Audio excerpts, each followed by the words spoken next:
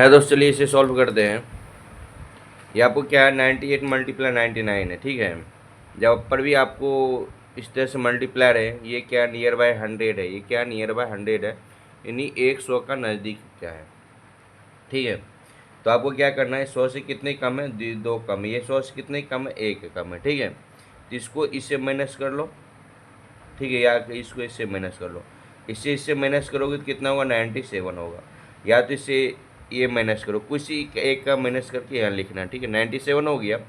आपस में इन दोनों को मल्टीप्लाई कर लो, इन दोनों को मल्टीप्लाई 2 मल्टीप्लाई 1 2 ये होता है यहाँ, लेकिन 2 डिजिट में लिखना। 2 डिजिट में लिखने के लिए 0 और 2 लिखते हैं।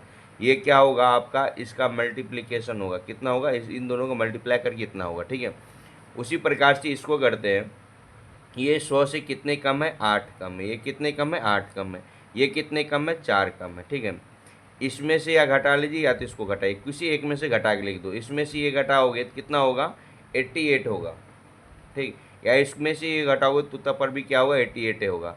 ये और क्या बोले, इन दोनों का आपस में मल्टीप्लाई करो, कितना होगा, 32 होगा। ये हो गया क्या, इन दोनों के आपस में मल्टीप्लाई करोगे तो ये निकल के आएगा, ठीक है। चलो इसको, ये भी कितना, 100 से कितना कम है, 5 कम है, ये कितना कम है, 100 से 2 कम है। 100 से कितना कम है, ये 5 कम है, तो ये कितना, 2 कम है। इन दोनों में से कोई किसी एक को आपस में माइनस कर लो। इसमें से ये माइनस करोगे तो कितना होगा, 93। इसमें से ये करेगा तब पर 93 ही होगा, ठीक है। चलिए अब आपको क्या करना, आपस में इन दोनों को मल्टीप्लाई कर लीजिए। क्या करना है, इसको मल्टीप्लाई करना, कितना होगा, 5 और 2, 5 दूनी 10 10। तो ये क्या हो गया, आपको इन दोनों को मल्टीप्लाई करोगे तो ये निकल के आएगा, ठीक है। यदि आपको ये मल्टीप्लिकेशन समझ में आ गया है तो आप क्या करें, थोड़ा सा इसे लाइक कर दीजिए, ठीक है। चलिए ओके।